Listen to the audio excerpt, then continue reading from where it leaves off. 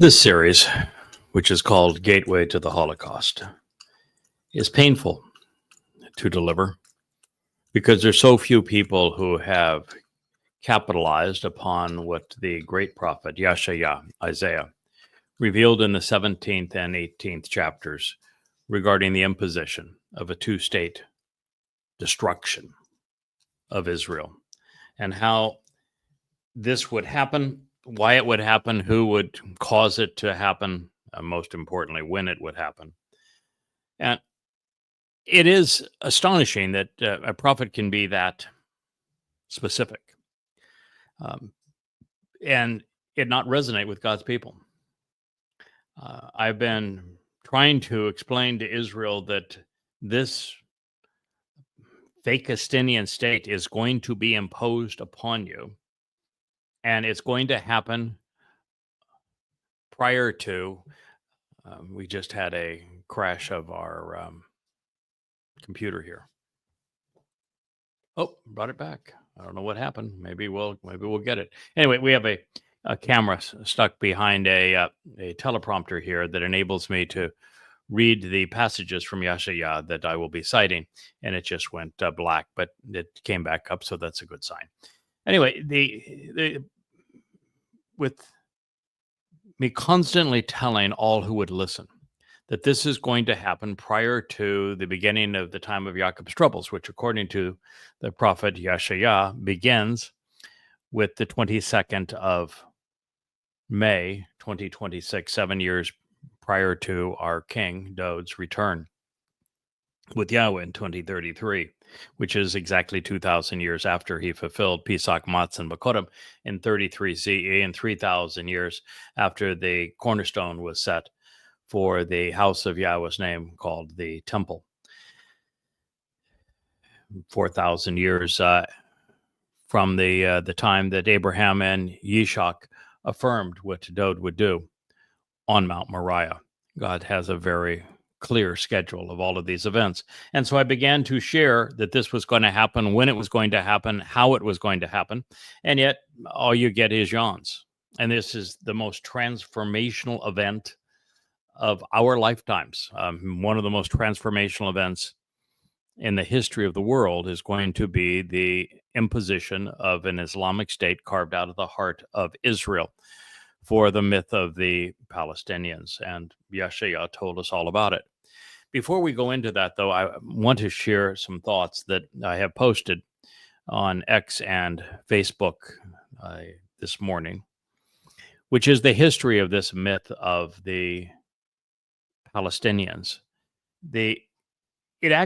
Palestine is really nothing more than a variation of what we call the N-word. It is an ethnic slur. It is not a national identity. It's not a racial identity. It is simply an ethnic slur. And the history of this ethnic slur goes back to Hadrian, who was a ruthless Roman emperor who sought to not only destroy the province of Yehudah, Judah, but to torture Jews to death. And while he was abusing them, killing them in mass, torturing them, he wanted to slander them. And in the midst of this, while he was burning literate Jews alive with copies of the Torah, prophets, and Psalms wrapped around them, getting his jollies out of such sadistic abuse, he kept on pondering. So, what is the most dreaded name in those writings of yours that you would most disrespect? And someone blurted out the Philistines, because they were such ruthless savages, and how they were invaders and that they terrorized Jews for a considerable period of time until Daud finally bested them. And he said, that's great. Now, from here on, Judah, Yehudah, is going to be called Philistina after the Palestinians, these Philistines. Now, he knew that by 133 CE, when he did this, that they didn't exist anymore. He knew that because he had studied history, that the Assyrians, the Egyptians, the Babylonians, and finally the Macedonian Greeks had eliminated them. They, unlike most people, were so savage they could not be enslaved. They made Laodiceans slaves, so they simply killed them all. Total extermination of the Philistines. He knew that was the case, but by renaming Judea Philistia and starting the myth of Palestine, it was a grotesque racial slur to demonize the victims of genocide. And that's how it all began. And after doing this and having killed hundreds of thousands of Jews, crucifying many of them, torturing many of them to death, starving many of them, Hadrian, showing his true colors, took his boy toy. Yes, every time he went on a campaign, he had a child, a boy, that he ravaged. The great love of his life was to have sex with, in a pedophile fashion, with a child, homosexual in this case. And he took him to Greece, where Hadrian officiated as a leader of the Dionysus cult, as they celebrated what became Easter week, where Dionysus is alleged to have died and been resurrected. And it's celebrated each year as such. It's what gives the divine luster to the character of Jesus in the New Testament, who is otherwise a crude counterfeit of David, the actual Messiah and Son of God. But he's turned into a dying and resurrecting God because of the application of this Dionysus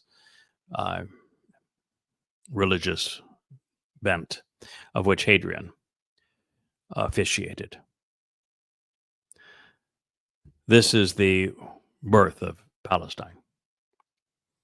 So after losing their first two wars with the newly established state of Israel in 1968, after the 1948 and 1967 wars of independence and then the Six-Day War, Marxists and Muslims met in Cairo. It was the Muslim Brotherhood and the KGB. And the purpose was to create a Muslim Marxist scheme to do to Israel what weapons of war would not do. And the Russians were involved, the KGB, because they were supplying most of the arms to the Muslims, who were twice defeated now by the upstart Jewish state. And so they had a vested interest in all of this. And collectively, they resurrected the ethnic slur of Philistia and called everybody that was a Muslim in Judea, in Israel, a Philistine, a Palestinian. And then they stole the flag of the Jordanians, which is most of these people lived, and took the star off of it, and that became the flag of terror. And they used this resurrection of an ethnic slur for a single purpose: to perpetrate genocide against Jews and to extinguish and eliminate Israel via a series of intifadas. All the while, it's interesting that they appointed a easily compromised Marxist Muslim in Yasser Arafat because, well, like Hadrian, he was also gay. And so they had total control over him for this purpose. And he was their leader of the PLO. And the purpose, of course, was to mix Marxism and Muslims to eradicate Israel. 1968 is when it occurred. And what's astonishing today is that young people across America and in Europe have been so indoctrinated by progressive propaganda that they're incapable of thinking. And they are promoting this same Marxist Muslim agenda that rose in 1968. Even the Secretary General of the United Nations, Guterres, he was Yasser Arafat's lapdog. He was constantly shown sitting in Arafat's lap as they had communist, Muslim, and anti-Christian signs and slogans all over them and around them. It's all a plot, an ethnic slur. And you not only have two generations, really, of young people so indoctrinated in progressive crap that they are out enraged and calling for the victims of Marxist Muslim genocide to receive genocide, to be the victims. The victims are becoming victimized. You have Muslims who are so indoctrinated by the worst book ever written in the Quran, the most savage anti-Semitic tome, far more anti-Semitic and savage than Mein Kampf, lapping it up if it were Kool-Aid from their ungod. And that's where we find ourselves. And we find now that Qatar and Saudi Arabia, having provided massive bribes to the UK, France, Spain, Portugal, Norway, countries throughout Europe, and having bought themselves a president with $16.5 billion in bribes to Trump and company, are in a position to impose what is a temporary solution. If you're foolish enough to think that Muslims want a state for Palestinians, you'd be sadly mistaken. They know that there is no such thing as a Palestinian. They know that it is a Marxist Muslim plot. And they know that the people who bear that title are malicious and murderous. And every place they have gone, they have been destructive. That's why they're, even with stunning amounts of wasteland in Saudi Arabia and plenty of money, they won't take them. That's why Egypt, even with Israel giving them back the Sinai after the 1967 Six-Day War, have the largest, most imposing wall to keep them out of the Sinai.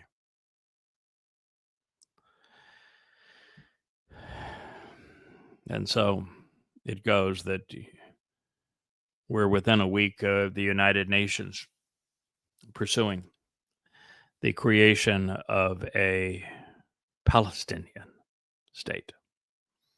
And it's not to establish an independent homeland for a non-existent ethnicity. It is to be used, and that's its only purpose amongst Marxists and Muslims. It is to be used to destroy Israel. That's its purpose. And if you're an Israeli and are going along with this plot and believe that it is your best hope of living in peace, then you're an idiot. There's a lot of them in Israel because 25% of the population are progressives, and therefore they are the Marxists that are responsible for this. And 25% are ultra-Orthodox or Haredi, and they're nothing but parasites.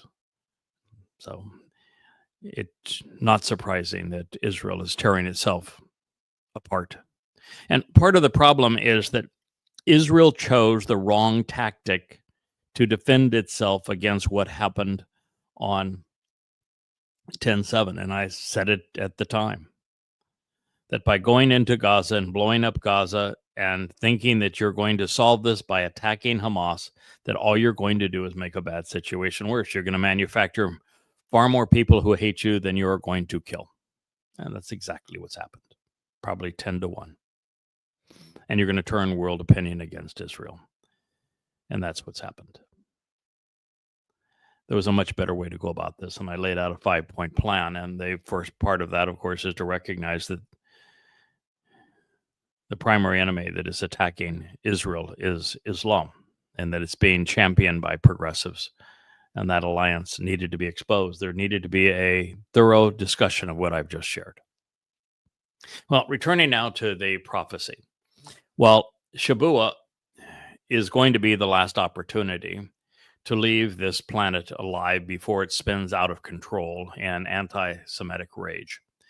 A great deal is going to occur between May 22nd, 2026, and the 1st of Abib, which is April 4th in 2030, which is when the witnesses arrive to confront the Torahless one and encourage Yehudim to participate in the final Lakot gleaning on Towrah. So as we contemplate what Yeshaya, Isaiah, reveals next, since it flows out of the previous revelations, let's consider them together. And I'm really glad that we have this opportunity to rejoin by considering the prophecy from the beginning. So this will put everything in context for you. A prophetic pronouncement and timely declaration regarding the removal of the tremendous burden of Damascus. Behold, Damascus is revolting and corrupt, degenerate and unrestrained, and will be removed from among inhabited cities. It will actually become a twisted and tangled heap of collapsed structures and fallen buildings, as well as rubble.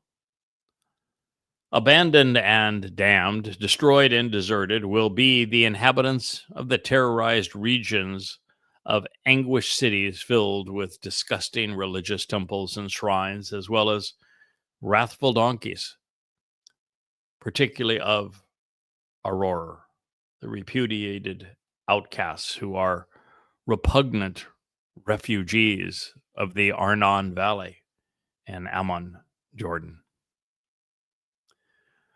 For there will be roaming animals fighting in militant militias, along with their helpers, but they will cease and prostrate themselves because eventually there will be no one left to terrorize.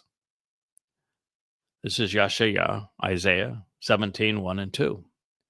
So the fortified city and defensive structures will cease as a result of Ephraim, Israel, along with the government out of Damascus, including the residue left of Aram, Syria, including some of a military influence over Iran, Iraq, and Jordan, for being similarly vehement and burdensome, fanatical, and dim-witted.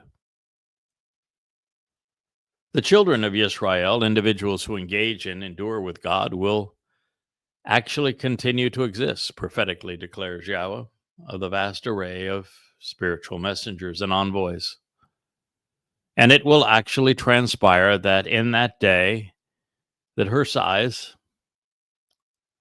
that of Jacob, Israel, will be decreased to the point of no longer being sustainable or viable. The fattest, best protected, and most important place in her midsection of her physical existence will be leaned and wastefully sacrificed as part of the sickening agenda of world leaders.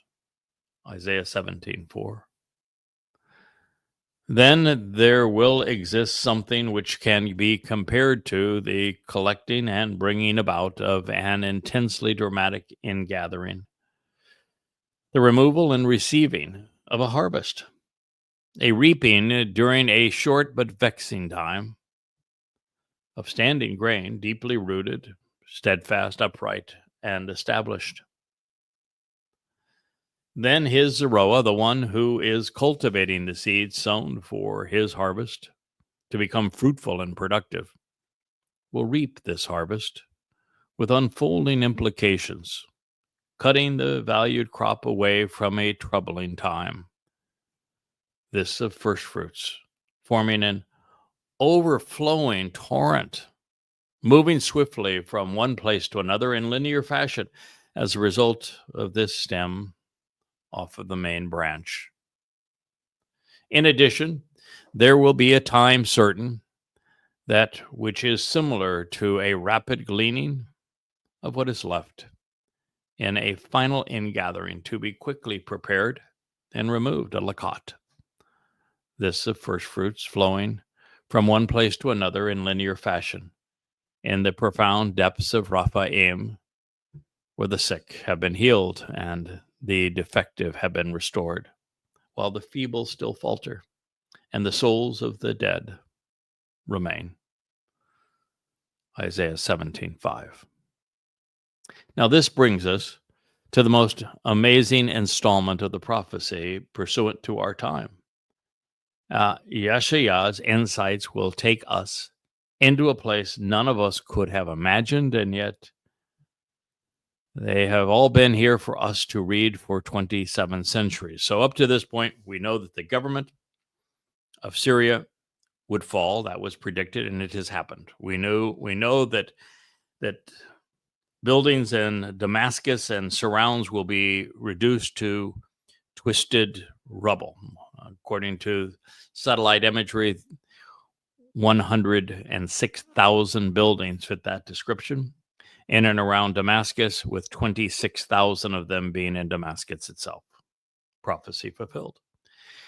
That this uprising will be a people who prostrate themselves and yet of terrorists. Prophecy fulfilled.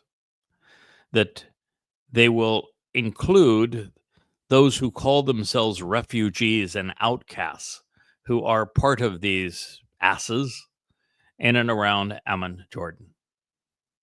Prophecy fulfilled. And that ultimately they will kill all the terrorists that are available to be killed, and they will turn their attention on Israel, and Israel's going to do its best to preclude an attack. And so it is Ephraim, Israel, that participates in this prelude. And that as a result of all of this, the world is going to force Israel to surrender its heart, cutting a terrorist state right out of the core of the nation of Israel, rewarding those who perpetrated the rapes and abductions and murders of October 7th. Doesn't even seem plausible, but yet that is where we are, and now it's inevitable. That's the way prophecy is.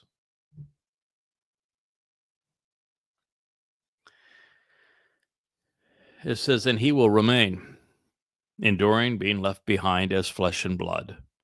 Speaking now of the Zeroah, that he's going to be left behind, remaining as flesh and blood, for having caused people with physical bodies to be spared as a remnant, Sharar.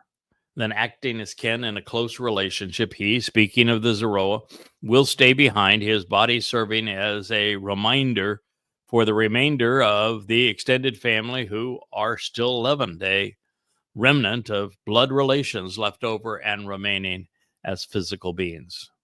This is written identically to Sha'or, which is leavened, Sha'ar, which is remnant, remainder, and residue, and Sharir, physical body comprised of flesh and blood, a corporeal mass, blood and meat. It was written in the Niphal perfect, third person, masculine, singular. It's a singular male individual who is the Zeroah. And in the Niphal stem, it means that he will both carry out what is being described on behalf of the remnant, and he will suffer the effects that are being presented.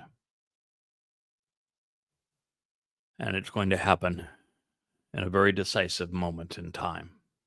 And this says during it, which is during this very process, means concurrent with the final lakot, this gleaning.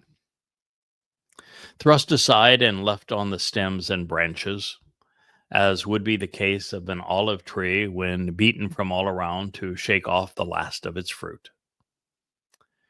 2 or 3 mature olives in the top most critical and foremost branches. That would be Yehudim. The vocal branch who speaks, promises, and relates identifies that there will be 4 or 5 in the clefts of his crag with his branches which have been broken off. In the crevices, fissures, and cracks of a crag, the secondary branches which have been lopped off and separated, speaking of both the Zeroah named crag and also of the tribes of Israel who have been cut off, which would be the 10 tribes in addition to Israel, Yehudim.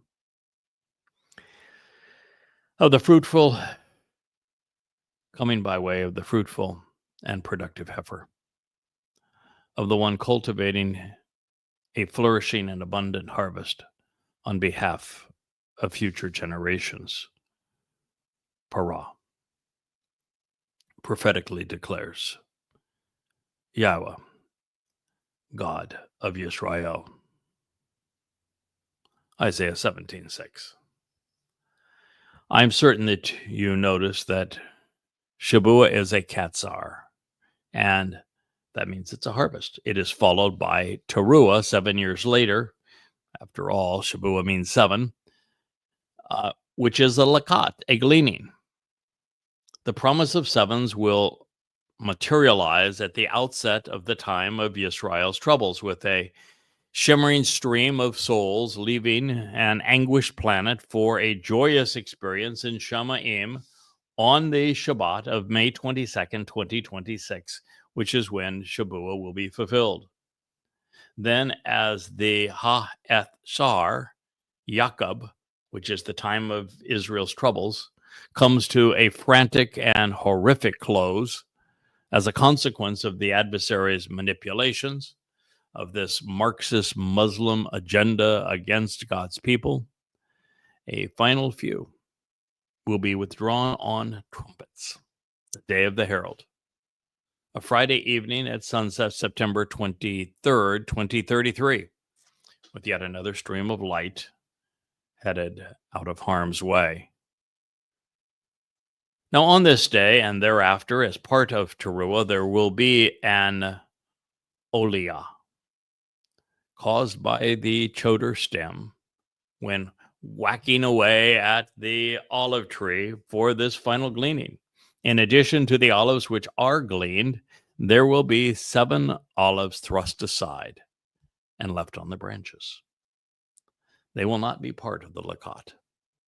And since this was prefaced by Sha'ar, we know that they will remain in physical bodies while the Zeroah will be reduced to flesh and blood, all as the sun rises and the full light of Teruah is manifest.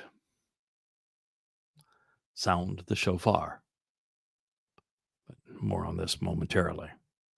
Now, also interesting, as a play of words, Yashaya affirmed the obvious. The choder is a mirror. He is a bit verbose. He is also a crag, with the cracks and crevices to show his age and the battle scars earned along the way. And while we have known that the Zeroah is fruitful as a result of the actionable root of this title being Zerah, sowing seeds, so there can be cultivated and grow into a productive harvest.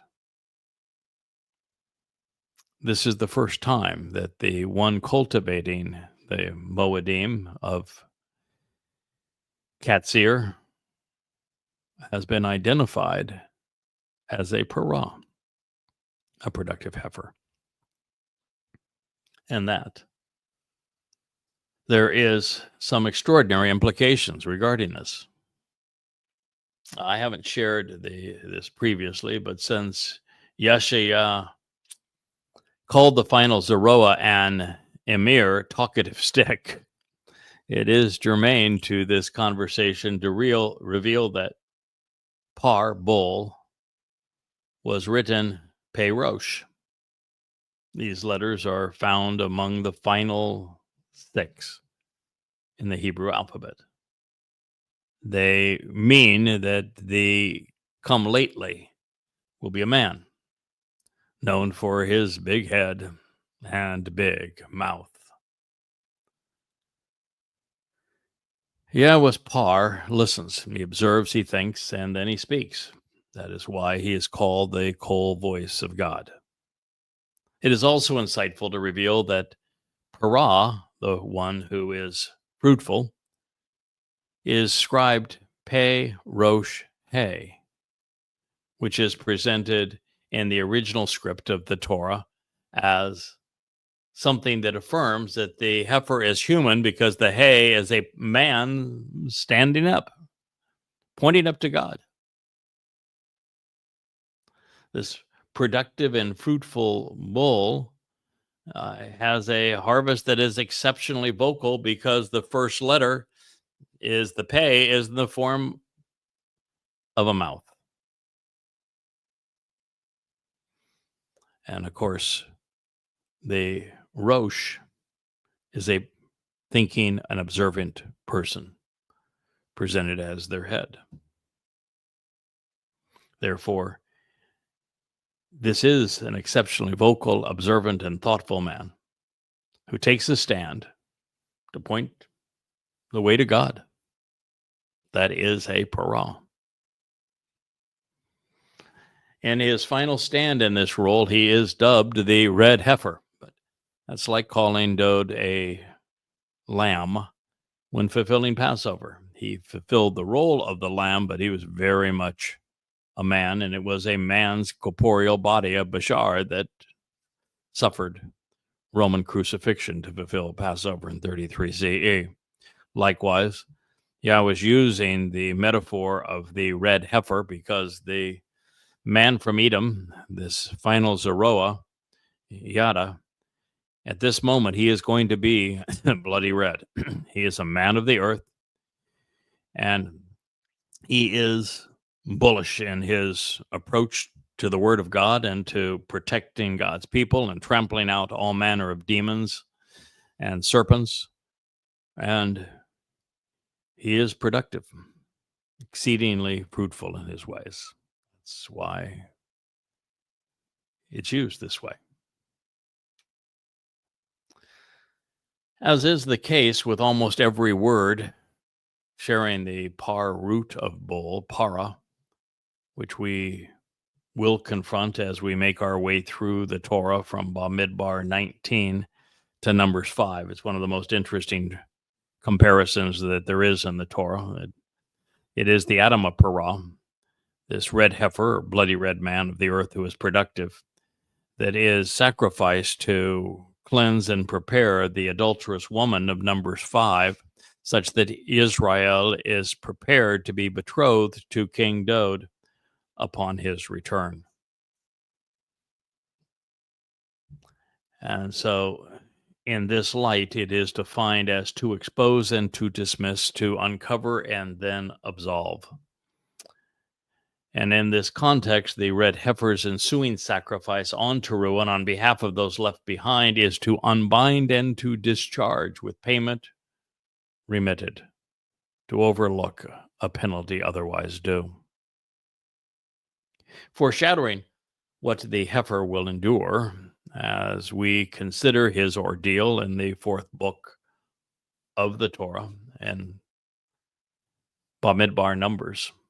Parah speaks of bearing the skin and smashing away at it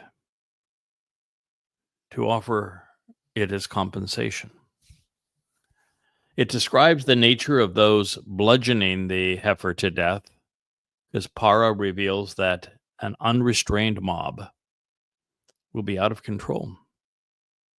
The related Paritz and Parek speak of the Choder's adversary, Hasatan, a savage and cruel creature who is violent and ravenous, a thief devoted to death. Sounds like Allah, doesn't it? And destruction in the most ruthless, barbaric, and brutal manner. These are Muslims. Of Satan's minions, Torah says that they are a brood of brats and swarming rabble, chaotic and violent youths. Sure seems like Yahweh was describing those who invaded Israel as Muslims to torment Jews. Then addressing the parah's positive traits, parah is used to describe a shoot or a stem which bears fruit, and of the leader who provides freedom. And in this regard, the related pari depicts a fruitful harvest of young offspring. Now, this may be why parah is defined as a bud which blossoms, addressing that which will happen to the Zeroah's nefesh, his soul, in the waning hours of Towrah. It will parah, fly away, making a linear motion through the air to Shamayim as his bashar body is incinerated, along with the adulterous woman of Israel's guilt.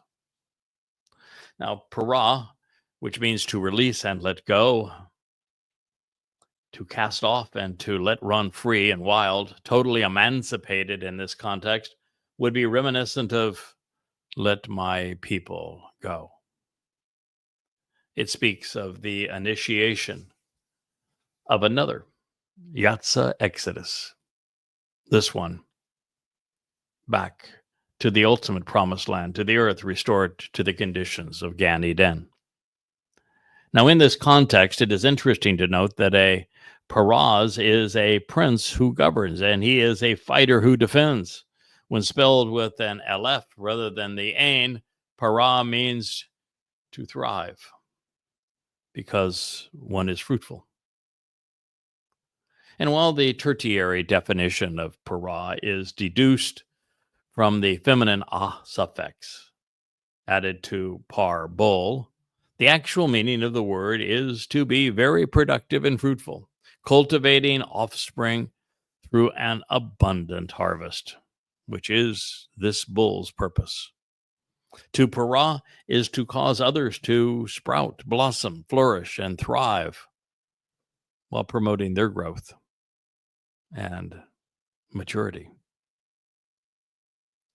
Now, should anyone think that para, productive and fruitful heifer, was inadequate by itself to equate the events of Yom Teruah with the prophetic portrayal of the Adamah para, this bloody red and productive heifer, in Bamidbar 19, perhaps this next pronouncement will reinforce these conclusions.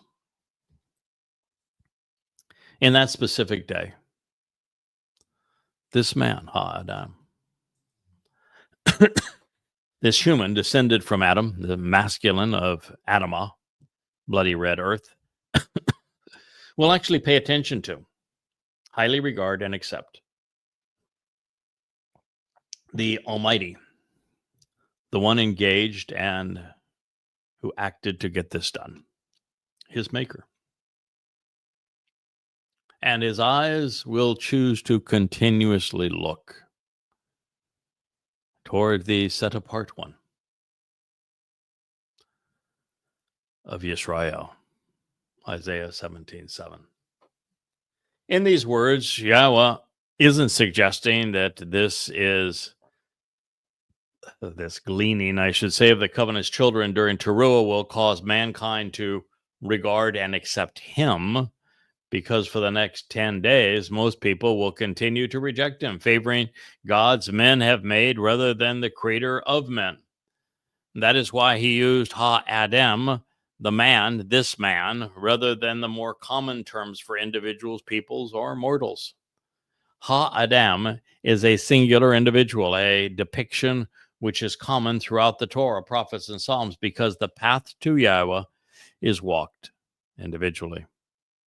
Reinforcing this point, every reference to him, or his throughout this entire statement was written in the third person singular. But more to the point that Yahweh was making, there would be no missing the fact that he is introducing the Zeroah, cultivating the Teruah Lakat as a parah, a productive heifer. Therefore, God is introducing us to the other half of his title with Adam, the bloody red man, also known as Yada, who is now acting in the role of the red heifer. It is on this day, Yom Teruah, that the Adamah Parah's regard for Yahweh, his commitment to closely examine and carefully consider the Almighty's testimony, and his acceptance of God's plan and Mikra, will cause the Zeroah to act, doing what his father once done. And that's a tall order, since it is to deliberately choose to let his guard down, to dispatch the Malach that have been protecting him, to release the seven spirits of Yahweh, and to allow Hasatan to bludgeon him to death as a sacrificial offering, to cleanse and prepare the mortal remnant of Yisrael for God's return. Now, beyond this, Yada's focus will continue to be on the set-apart one of Yisrael, which is descriptive of his God and his king. So, with the last ounce of Yahweh's God-infused devotion, Yada will miraculously cleanse the people and the land and the region of politics and militancy, as well as religion. It will be an extraordinary day's work with exemplary results because of Yahweh's engagement and support. And speaking of results, we're reminded that Elia achieved something similar 2 millennia, 888 years ago, and that it served as a harbinger of what he will soon help orchestrate once again. So then he shall never accept or gaze upon the altars, these works of his hands, representing what his fingers have made. They will not focus upon that which is associated with the Asherahs, the mothers of gods, or the queens of heaven, nor the Madonnas with child. La Asherim, the blessed, the goddesses of grace, of good fortune, and pagan mythology, the blessed mother, the consort of the Lord Baal, which is Satan, and El, the god symbolized by the decorated tree and sacred wooden pillars, a popular pagan deity from the Babylonian, Assyrian, Phoenician, Armenian, and Canaanite mythology. The Mother Earth goddess upon which the Roman Catholic religious festival of Easter was conceived. The idol upon which the Madonna and child statues were built. The pole upon which the Christian cross was derived. The basis of the Christmas tree, the second person of the Christian Trinity, also known as Astarte and Ishtar, the Queen of Heaven, the Mother of God, worshipped as Venus in Rome, from Ashar, to pronounce blessed, to receive, to relieve suffering, to make happy, or the worship of sun god images, Charam. The sun pillars and idolatrous pagan worship, which is inspired by the sun, will be no more. Yashaya, freedom from Yahweh, Isaiah 17:8.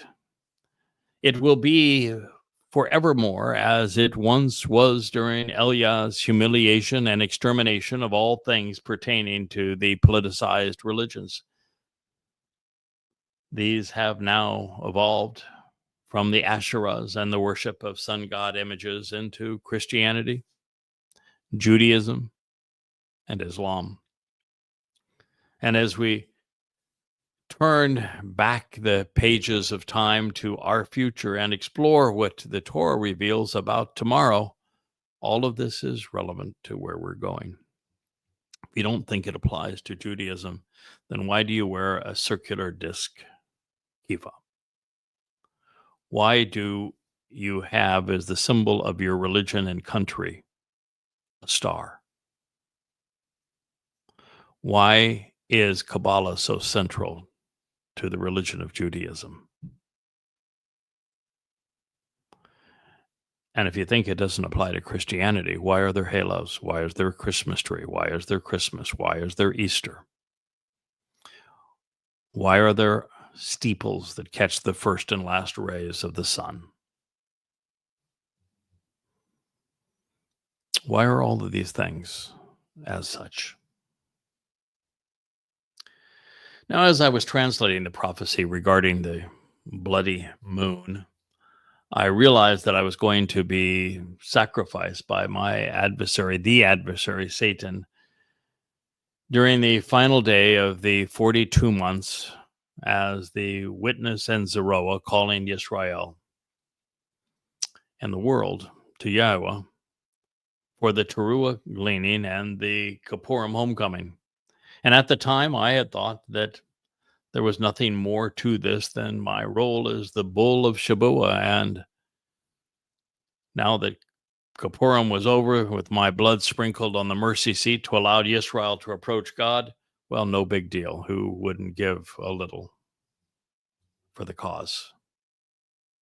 Now, however, based upon Yeshayah's pronouncement, I know the day I will die. And I realize the reason that it matters. But before I decode what is currently the most discussed and least understood of the Torah's prophecies, that of the red heifer, I want to explain what is happening in Yeshayah 17, 4 through 6.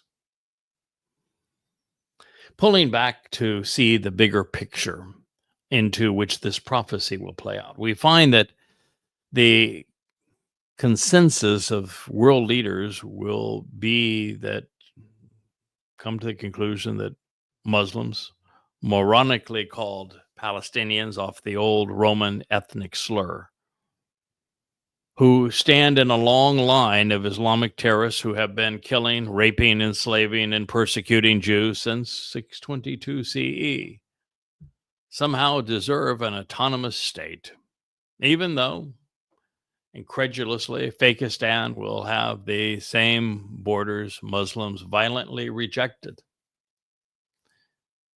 In the 1948 War of Independence, in the 1967 Six-Day War, in the 1973 Yom Kippur War, in the 1987 First Intifada, in the 1993 Oslo Accords and their breaches, in the 2005 Gaza disengagement, the 2002 Intifada, the 2023 Hamas massacre.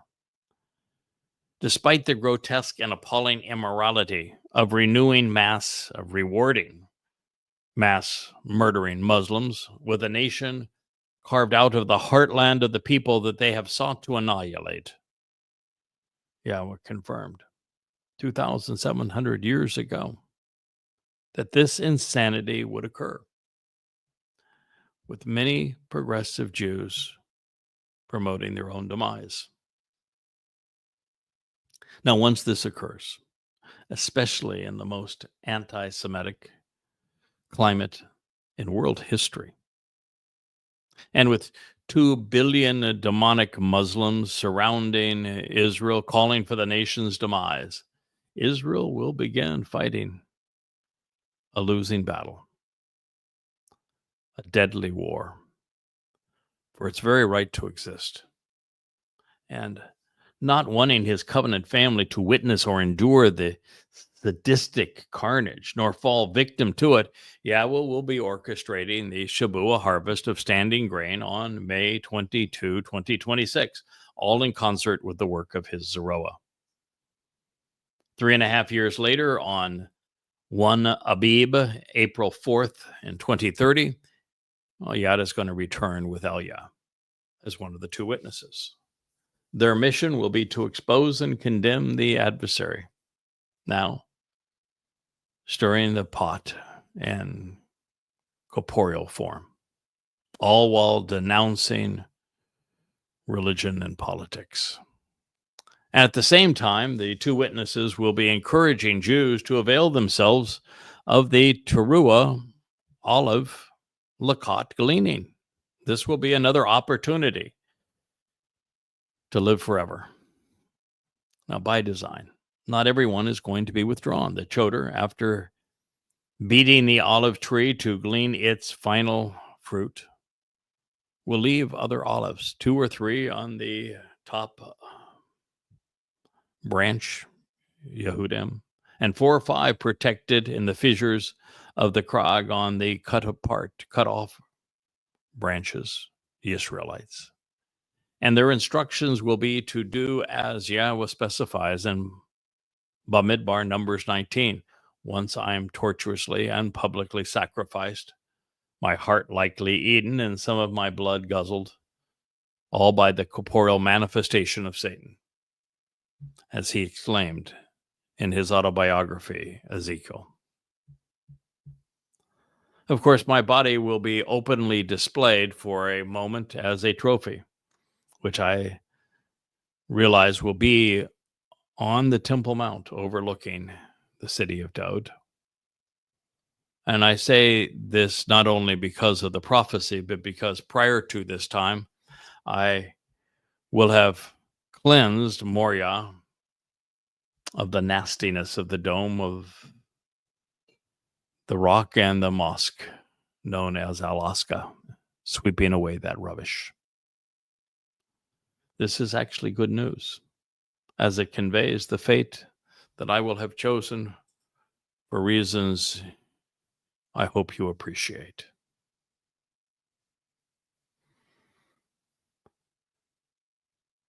Well, as we turn the page and we realize that we're entering a new day and age, a time where the internet instantly brings calamities home such that everyone around the globe can witness the unfolding events simultaneously. The 8 billion people who currently occupy this planet spend an average of just under 7 hours a day online, mostly on their smartphones. On this day, one the prophet Yeshaya, Isaiah, is describing, the world will be watching. Most will be in shock, trying to process what is transpiring. They had been assured by their leaders that the two-state solution would bring peace to the Middle East and to the world. But just like Neville Chamberlain's Peace in Our Time, it had the opposite effect. The images from countless cell phones and cameras are all now telling a different story. 100 million vociferous and barbaric Muslim militants equipped with billions of dollars worth of American weapons are going to be flooding into Israel. The Israeli Defense Forces have been gunning down wave after wave, creating mountains of dead bodies stretched out like the undulations of an angry sea. With Israel isolated and nearly indefensible, and with these murderous religious belligerents unrelenting, the tide will turn, and the tiny nation will be inundated. And yet, with the final solution to the Islamic Jewish problem finally in reach, every Islamic jihadist is going to be abruptly blown away, like tumbleweeds in a wind like none have ever seen before. In an instant, the combined destructive force of Islam will be completely annihilated as they try to invade a seemingly insignificant nation. What happens? What's next? The dire nature of Yahowah's prophetic vision does not change as we move through the artificial chapter break between Yahowah 17 and 18. But now, as we turn the page, Yahweh does something he does nowhere else in the Torah and prophets. Rather than naming the offensive country, God vividly describes the egregious nation in his prophetic warning, ostensibly because it would remain unknown for over 2,500 years after this was scribed. So while the identity of this place will soon become obvious, the timing of this transition from Islamic terrorism and Israel to a distinct land across the sea is intriguing and perhaps even more concerning for you, depending on where you might live. When Yahweh revealed that his spirit would blow away the invading Muslims out of Israel, he said that this was going to occur prior to an approaching storm. The regional conflict would be a prelude to world war, to even more devastation in the aftermath of the Islamic attempt to conquer and loot God's people. Therefore, in concert with what we have been given, we have every reason to suspect that the nation that instigated the Syrian war, the nation that has played the greatest role in giving large swaths of Israel to the Muslims heretofore, the nation that built the weapons that the Islamic nations will wield against Israel, is the very place which will act up again, pushing the rest of the world into war. Listen. Woe, alas, expressing dissatisfaction and a warning of impending doom, addressing the consequence of malicious yearnings and speech and the devastation and destruction it will bring.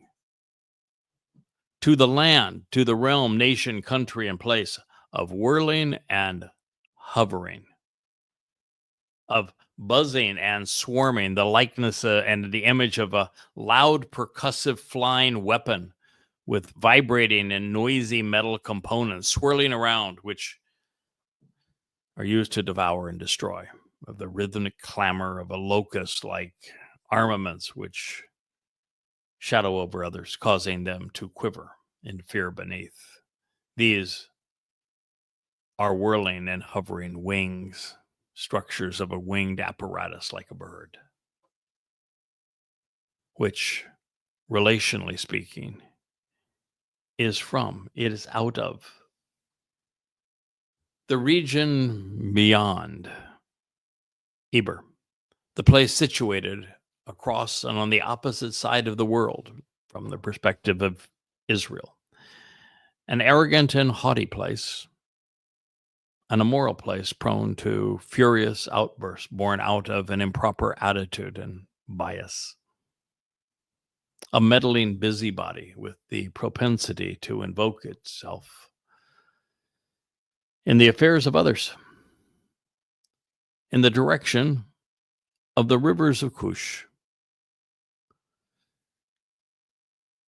currently considered an unknown land, even though Cush is introduced in the Torah in association with Babylon and thus by deduction, the Tigris and Euphrates rivers as they pass through northern Mesopotamia, or secondarily the Nile Delta.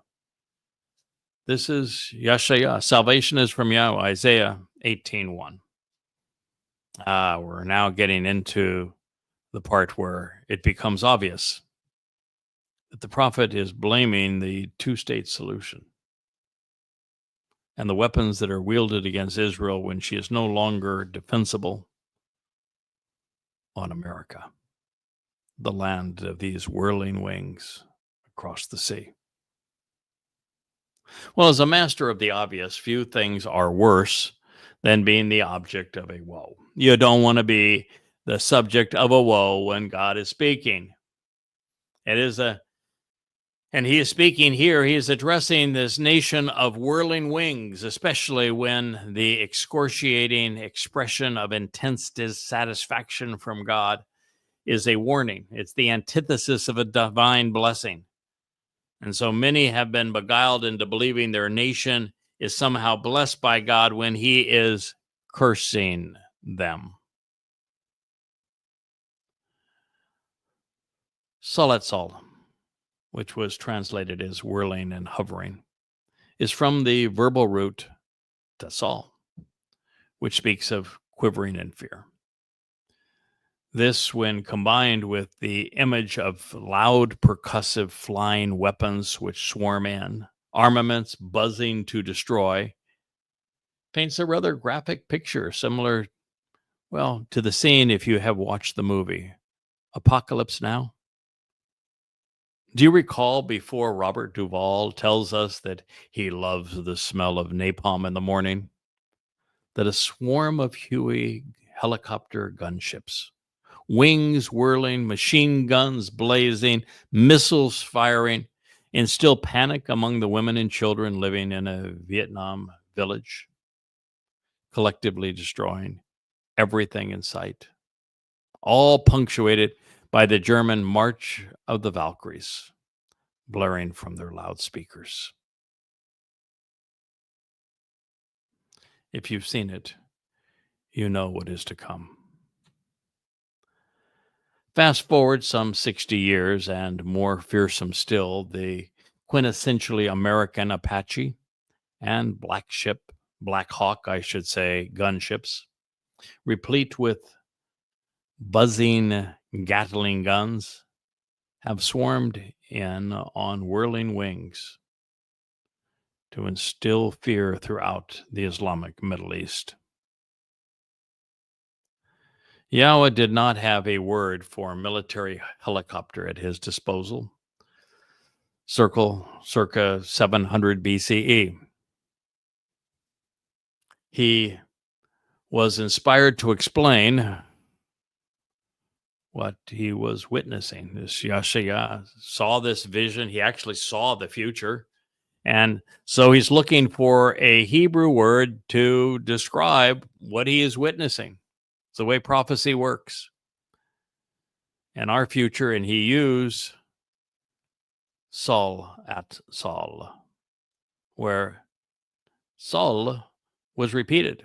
That is to say, Saul, Saul, the likeness of something being depicted which is menacing and enormously loud, audibly and visually representing an extreme extrapolation of an inortly loud flying weapon with whirling wings swirling in and hovering overhead, percussive armaments buzzing, and missiles firing in destructive and deadly fashion. Now, we can deduce all of this because just all conveys all of these things. It conveys the image of something swarming and hovering, which is whirling and buzzing, which may include spears and harpoons, even missiles firing, all in the semblance of a reverberating sound, a shadowing appearance, and a deadly consequence, as if a swarm of giant locusts causing those attacked to be adversely affected, rendered lame in many cases, stumbling and quivering in fear at the menacing sight and vibrating sound of winged and metallic implements of war hovering over them as their shadow darkens the ground beneath them. revealing the transitory nature of life. When the word is repeated as it is with ta'al, we must consider the most comprehensive and extreme extrapolation of these things.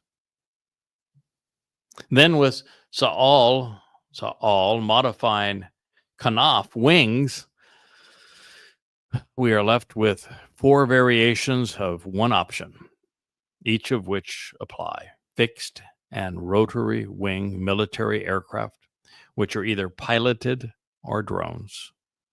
And speaking of flying machines, while it may have been unintended, kanaf wings is from a primitive root which conveys stealth, as to be hidden from view. Among military aircraft, this too is a quintessentially American concept, as are attack helicopters and warplanes. Irrefutably, the United States is the nation best known for its winged military prowess, and most notably, helicopter gunships. These whirling wings, Apaches and Black Hawk helicopters, swooping into lands far and wide, are etched into the world psyche. Guns clattering in Vietnam, Somalia, Afghanistan, Iraq. And since the terms used here remain applicable to any loud, armed, and winged military aircraft, I dare say that if I gave you the entirety of the Paleo Hebrew lexicon, you couldn't write a more apt description. Therefore, as each of the strokes that comprise this picture come into view, and they are presented one after another, the portrait will become clear as it is ominous, at least for the object of this warning.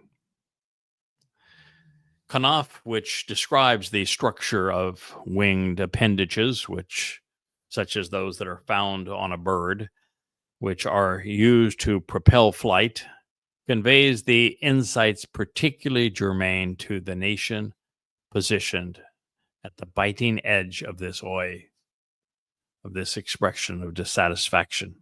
You see, Kanaf addresses a distant place, located well past where the world was thought to end, as the far ends of the earth.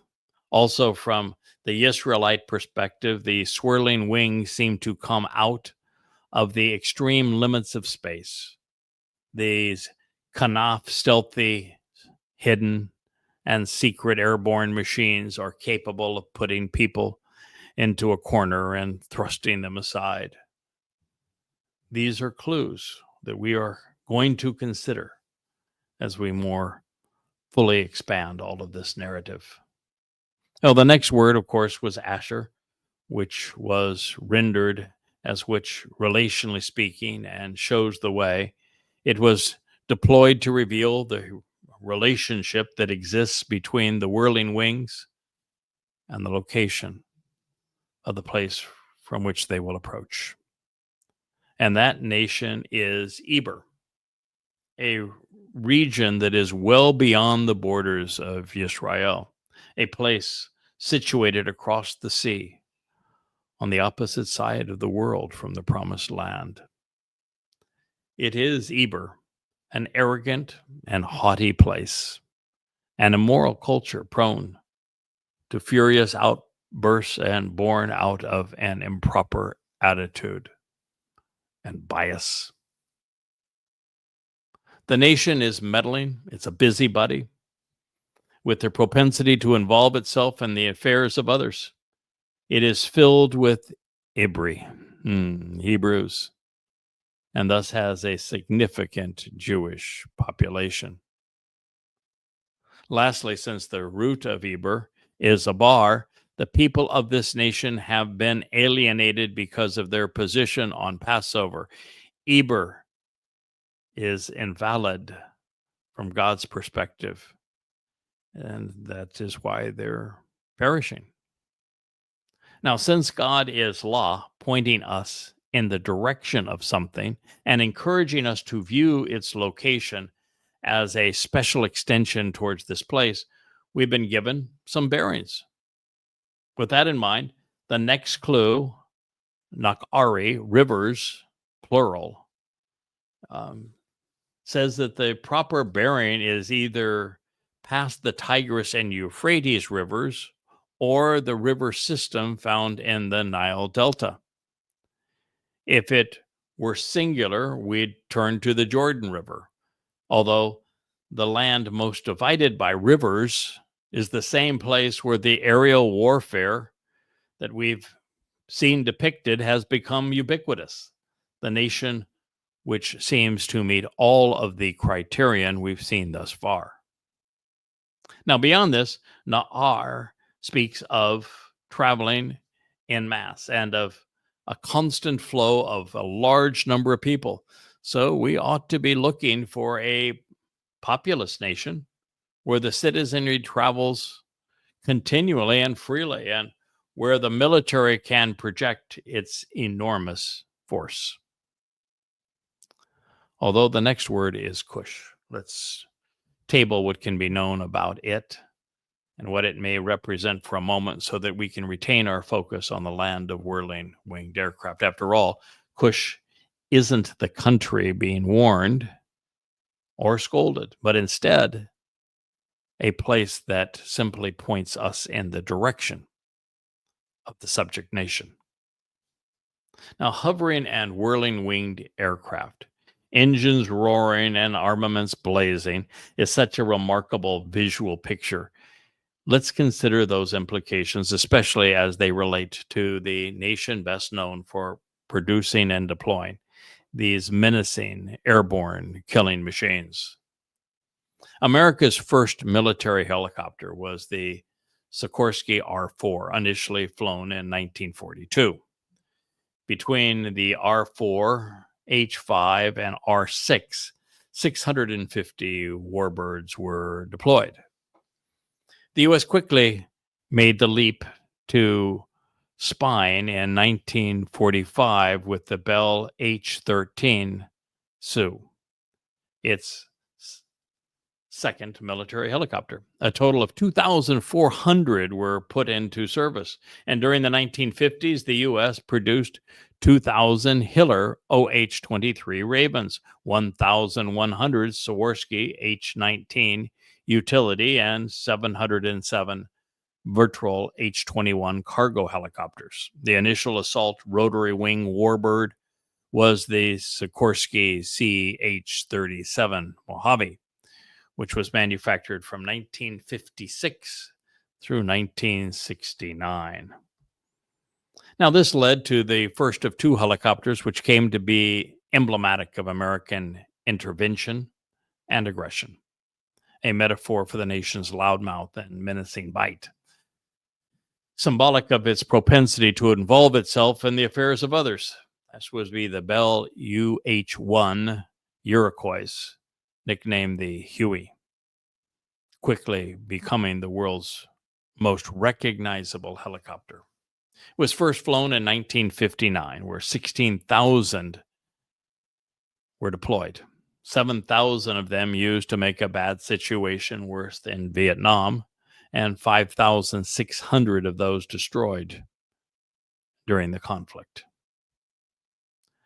Well, not only is the name Bel intriguing in that it is based upon Bel, the Lord, Babel, the Lord of Babylon. They were called hogs if they carried rockets, and cobras if they were more benignly equipped with 50 caliber machine guns. They were referred to as slicks when they were used as modern cavalry, transporting troops into battle and broken bodies and corpses back from those same engagements. The UH-1 flew hunter-killer missions towards the end of the Vietnam conflict. Of the 58,220 American lives sacrificed for nothing, in Southeast Asia. 10% of them, 2,165 pilots and 2,712 crewmen, were lost flying Hueys. What we don't know is how many soldiers were escorted to their deaths in Hueys, dropped off so that they could take a hill from the Vietnamese only to surrender it back to them.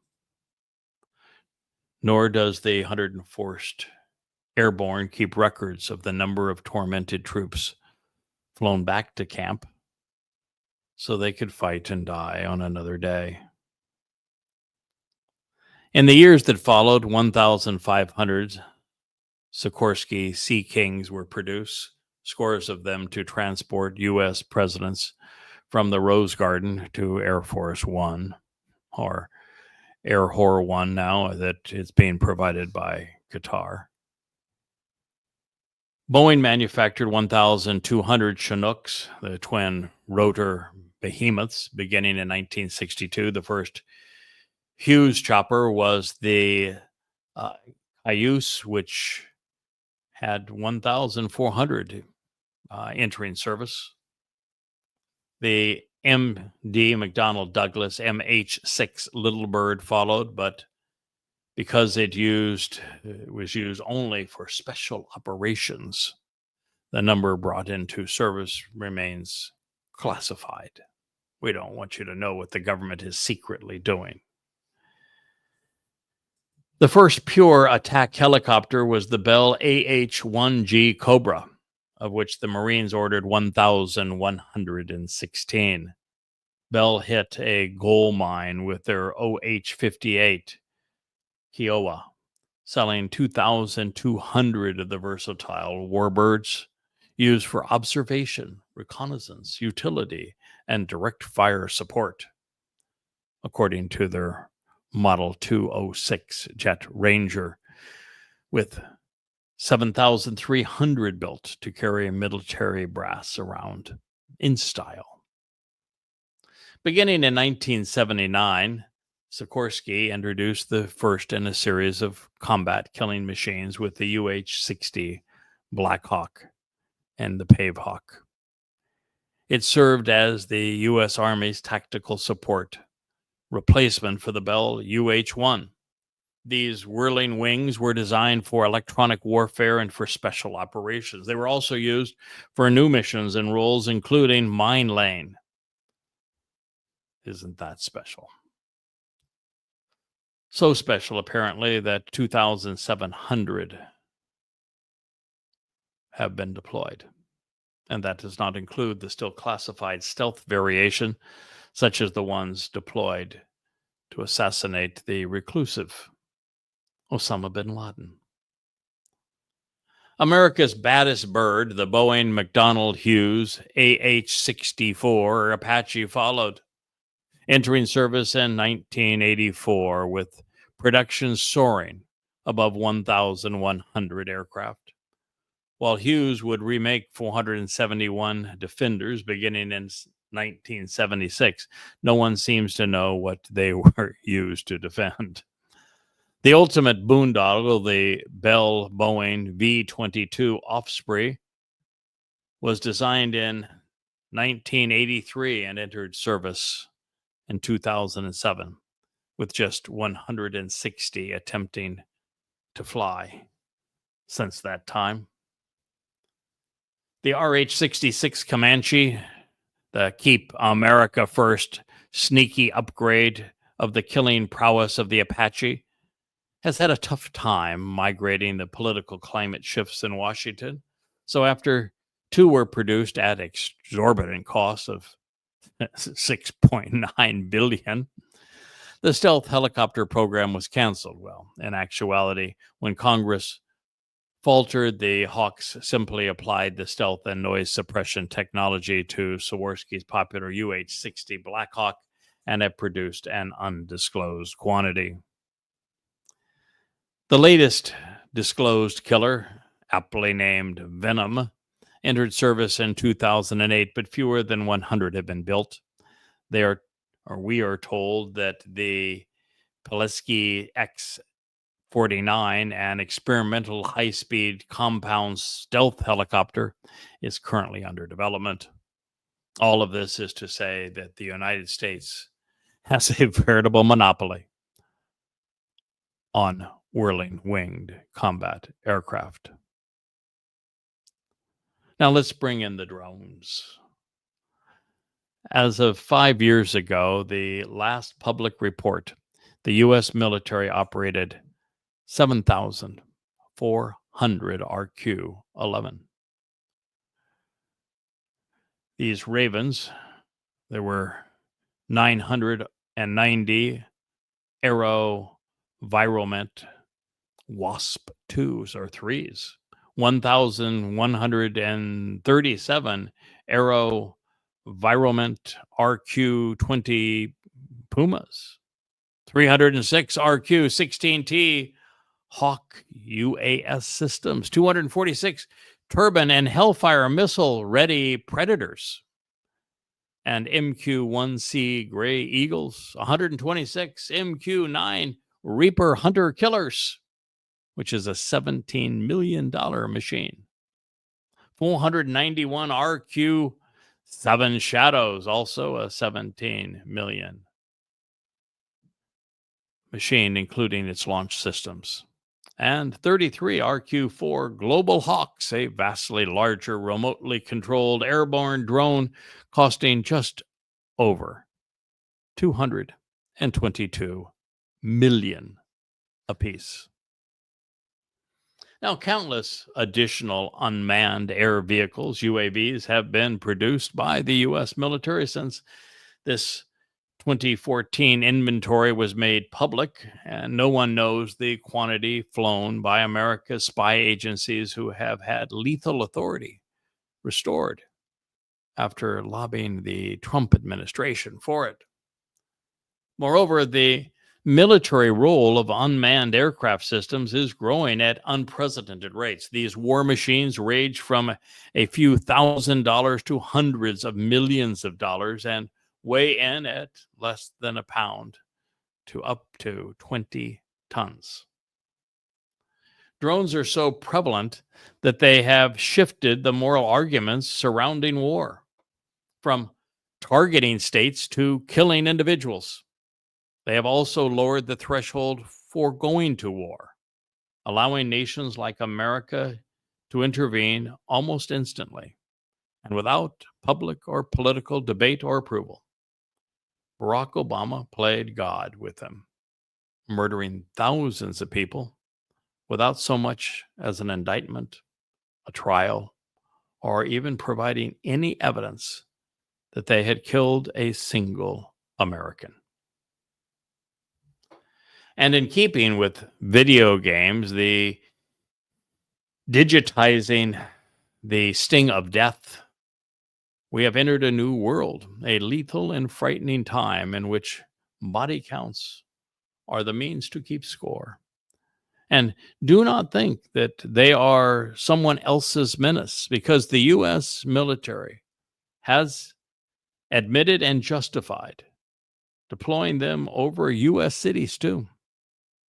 Moreover, the FBI now operates a large fleet of fixed and rotary winged aircraft spying on Americans.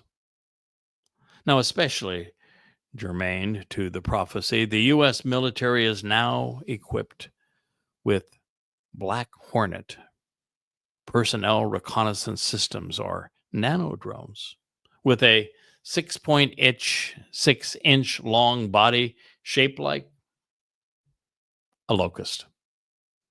And they fly using 2 rotary wings, one for lift, the other on the tail to counter the centrifugal force of the main rotor. They sport a 1.2 mile range and fly at 13 miles an hour and can stay aloft for 25 minutes and weigh in at just 33 grams. And since almost every combat soldier will ultimately have one at their disposal, they will swarm in and hover over like locusts. Now let's deal with the enigma known as Cush. We are initially introduced to Cush as Noah's grandson through Ham. In the table of nations found in Bereshith, Genesis 10, Ham represents America and, represents Africa and Asia, while his firstborn, Cush, deprived of light, became the forefather of Babylon. Ham's other sons were Mitzrayim, denoting Egypt, Put, the progenitor of Libya, and Canaan, addressing the tribes that occupied the promised land. The deprived of light and Babylon connections are intriguing, especially since no nation better exemplifies Babylon today than America. Only the institution of Roman Catholicism is a more adroit fit. Both nations, Babylon and then America, are now the most dominant and influential of our time, both as a political and a religious entity. Now, God's request for his people to leave Babylon during the last days was first stated in Jeremiah 51:6, where we find an accusation that includes, as does this one in Yashaya 18, a woe, with ships at sea in both places, as well as an ode to military and financial influence on other nations. It reveals that the country most akin to Babylon during the time of Israel's troubles will be destroyed.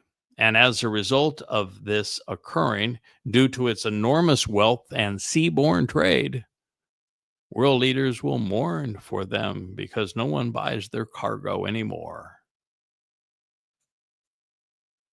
The Yirmiyah reference is undeniably pointed towards the United States, as is the request to come out of her, my people. Since Yahweh has only one people and 7.5 million Jews, over 40% of the world's population live there, he's speaking of America. Well, now in a subsequent book, we will pursue these prophetic references so that we learn as much as is knowable on this side of these events occurring as is possible. But for now, God continues to make his case against the United States here in Yashaya 18. So be aware that this prophecy does not stand alone. And before we continue to pursue it, because there is still a lot to cover, and we've already gone well past our typical hour run time, I'm going to bid you adieu for this session. Thank you for listening to the YAHOWAH blog as the world turns against Israel, betrays God's people, and returns Jews back to the conditions that they faced during the Holocaust. I thank you for listening.